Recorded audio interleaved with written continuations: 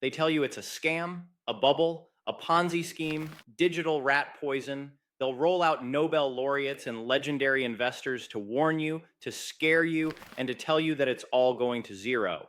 They paint this picture of a dangerous, shadowy world, a place for criminals and gamblers, a place you, a sensible person, should avoid at all costs. They use their platforms, their authority, and their credibility to build a wall of fear around a single idea. And you have to ask yourself one simple question: why?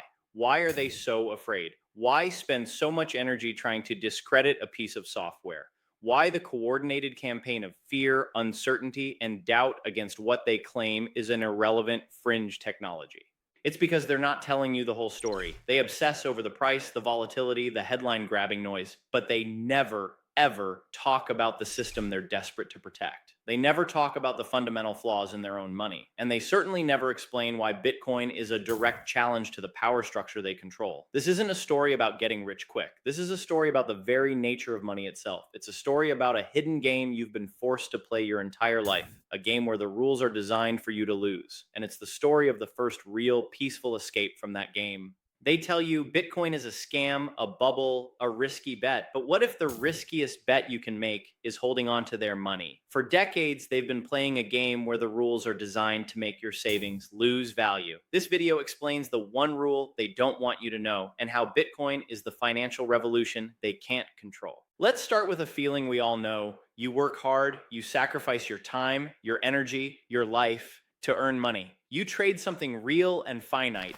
your time on this earth, for a number in a bank account. You try to be responsible. You save a portion of that money for the future, for your kids' education, a down payment on a house, your retirement, an emergency. You do everything you're supposed to do. And yet, every single year, you feel like you're falling behind. The price of groceries goes up, the cost of gas goes up, the price of a home becomes more and more unattainable. That number in your bank account stays the same, but it buys you less. It feels like you're being robbed in slow motion. This isn't just a feeling, it's a mathematical certainty. The money you are saving is designed to fail. Imagine your life savings aren't held in dollars or euros. Imagine they're held in the form of a giant ice cube. Every single day, you see a small puddle of water forming at its base. A little bit of your savings melted away, gone forever. You didn't spend it. Nobody visibly stole it from you, but you have less than you did yesterday. This is exactly what is happening to your money. They call this inflation, a sterile academic term designed to numb you to its reality. But let's call it what it is: a hidden tax. It is the silent, systematic theft of your life's energy. They tell you a little bit of inflation, say 2% per year, is a good thing. It's healthy for the economy, they say. It encourages spending. But what they don't tell you is that their healthy 2% inflation target means the purchasing power of your savings will be cut in half in about 35 years. You work your entire adult life saving diligently, only to find that half of its value has been vaporized by design. Does that sound healthy to you? Or does it sound like a rigged game? This is the core of the lie. They want you to focus on Bitcoin's volatility, the ups and downs, while completely ignoring the guaranteed program loss of value and the money they force you to use. They're shouting about a potential storm on the horizon to distract you from the fact that your own financial house is slowly, deliberately, and irreversibly flooding. To understand how deep this deception runs, we need to go back in time. Not that far, just to a moment that completely re engineered the world's financial system. We need to talk about the history of money and the day money died. For thousands of years, money was something real. It evolved from barter to things that had useful properties like salt, seashells, and eventually precious metals like gold. Gold became the ultimate form of money for one simple reason: it was hard to make more of. You couldn't just wish it into existence. It required real work, real energy to mine it from the earth. Its supply was naturally limited by geology and physics. This difficulty, this proof of work, gave it value. It was a stable foundation. For a while, we had a system that respected this. Governments issued paper currency, but this paper wasn't the money itself. It was a claim check. It was a receipt for a specific amount of gold held in a vault. You could, at any time, walk into a bank and exchange your paper for real physical gold. This kept governments honest. They couldn't just print endless receipts if they didn't have the gold to back them up. The money was honest because it was anchored to something real. But then came August 15th, 1971. On that day, US President Richard Nixon went on TV and announced that the United States would no longer convert dollars to gold. In that single moment, moment, the entire global financial system changed. The dollar, and by extension all major world currencies linked to it, was no longer a claim check for gold. It became a promise from a government. This is what we call fiat money. The word fiat comes from Latin, meaning let it be done. In other words, this money has value because the government says it does. It's backed by nothing but trust in the politicians and central bankers who manage it. This was the original sin. We moved from a system of money based on physical reality to a system based on trust in fallible human institutions. The anchor was cut, the discipline was gone, and for the first time, governments and central banks had a power that kings of old could only dream of: the power to create money out of thin air. The money printer was born, and with it, the silent theft of inflation became a permanent feature of our lives. They had found a way to tax you without passing a single law. Economists will tell you that for something to be considered good money, it must serve three functions: a medium of exchange, a unit of account, and a store of value. Let's be generous and grade their fiat money against their own criteria. First, a medium of exchange. Can you use dollars or euros to buy a coffee or pay your rent? Yes, absolutely. It's legal tender and universally accepted. So, on this point, fiat money gets a passing grade. Check. Second, a unit of account. Are things priced in dollars? Is your salary measured in euros? Yes. Fiat is the yardstick we use to value everything. So, again, it serves this function. Check.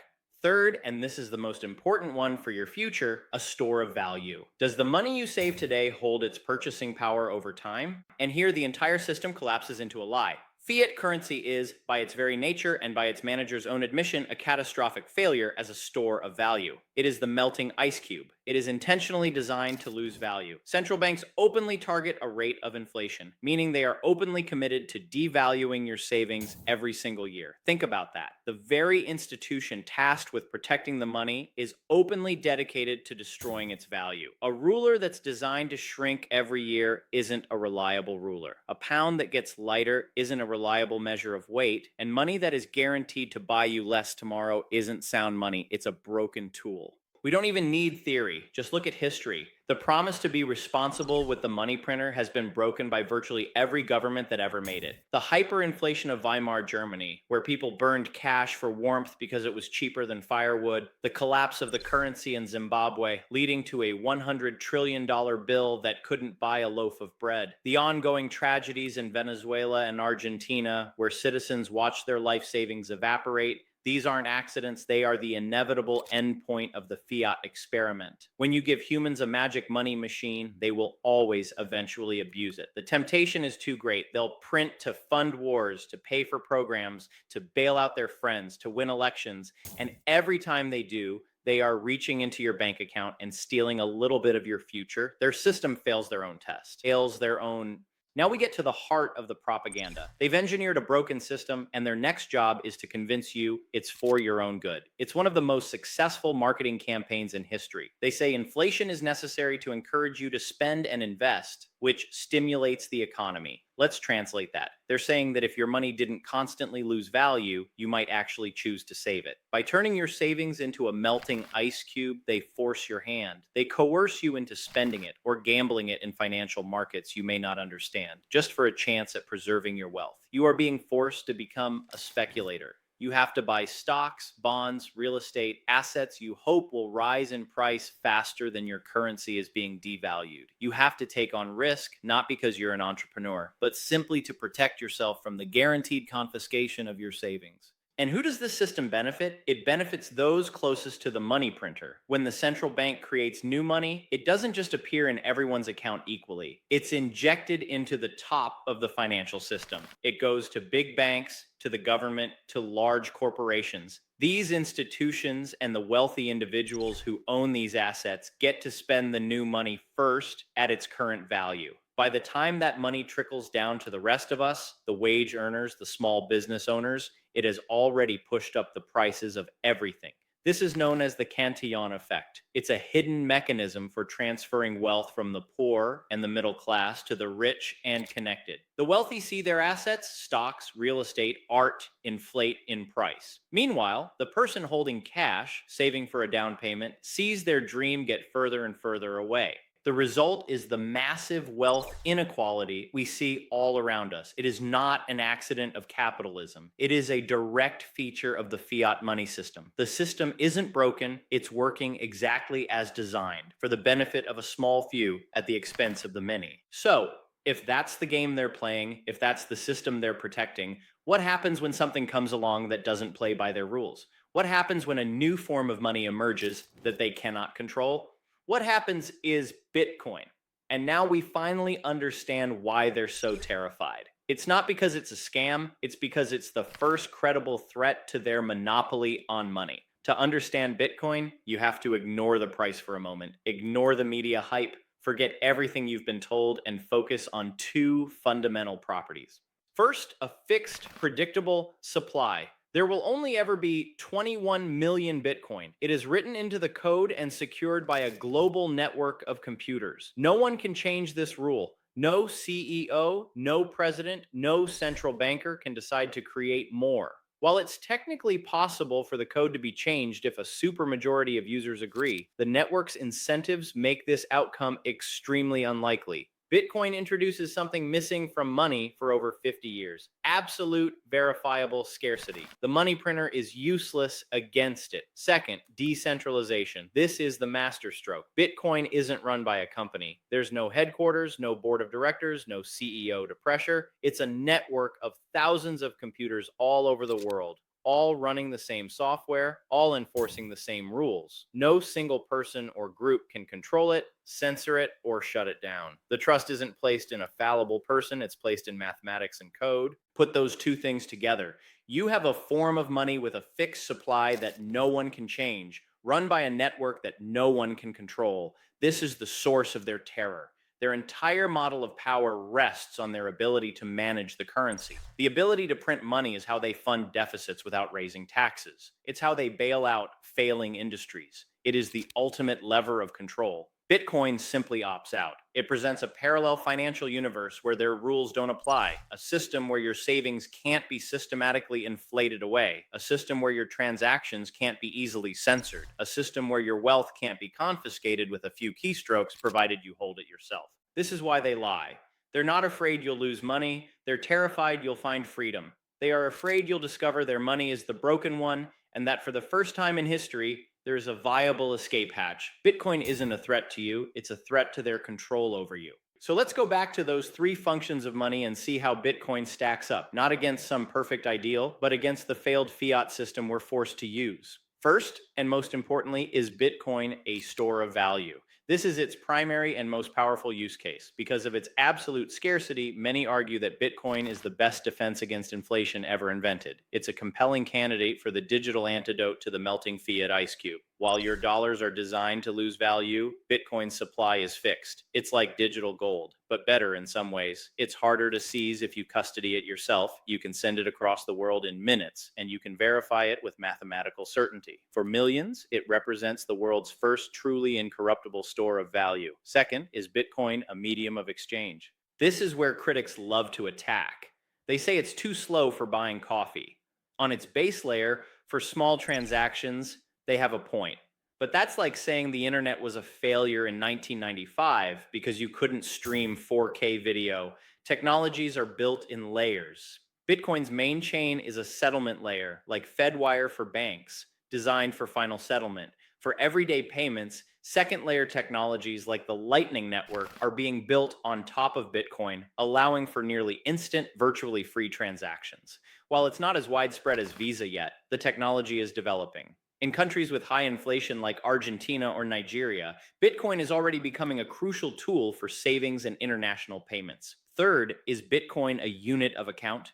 Right now, no. Very few things are priced in Bitcoin. Our minds still think in dollars. But this is often the final stage of monetization for any new money. And a unit of account with a fixed supply is arguably a much more honest measuring stick over the long term than one that's constantly being manipulated. When you look at it honestly, Bitcoin already excels at the most important function of money where fiat fails, storing value long term, and it's rapidly improving on the others. It's not a failed currency, it is an emerging one, following a path many have compared to gold's monetization, but on an accelerated digital timescale. Once you understand their goal is to protect their broken system, their attacks on Bitcoin become transparent.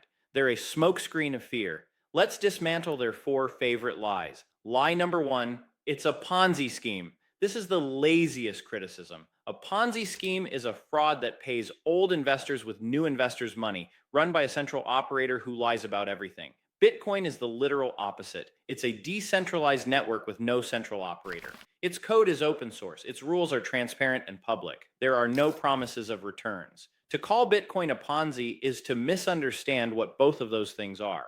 Lie number two, it's only for criminals. This was a popular narrative, but the data just doesn't back it up. By an enormous margin, the world's currency of choice for crime and money laundering is still the US dollar. Furthermore, Bitcoin's public and permanent ledger, the blockchain, is actually a terrible tool for criminals. Law enforcement agencies have become incredibly good at tracing transactions. Anonymous cash is a far better tool for crime. This talking point is pure fear mongering. Lie number three, it's too volatile. Bitcoin's price does fluctuate wildly at times. This is true. But this volatility is a natural characteristic of a new asset undergoing price discovery on a global scale. Amazon stock was also incredibly volatile in its early days. But here's the real question. What is riskier? An asset that is volatile but has a fixed supply, or an asset with a smooth trend line that is guaranteed to lose its value forever? They want you to fear the bumpy ride up so that you'll stay on the smooth ride to the bottom. Line number four, it boils the oceans. This is the newest attack. Yes, Bitcoin mining uses a lot of energy, but that energy isn't wasted. It's what secures the network. It's the proof of work that makes it tamper proof. That energy cost should be compared to the staggering cost of the existing fiat and gold systems. Every bank, ATM, armored truck, and military force protecting global trade routes that underpin the petrodollar. The debate is complex, but miners are incentivized to find the cheapest energy on the planet, which is often stranded or renewable. The energy argument is a trade-off, and what you get is a global, incorruptible financial system. That's the price of security. So where does this leave you?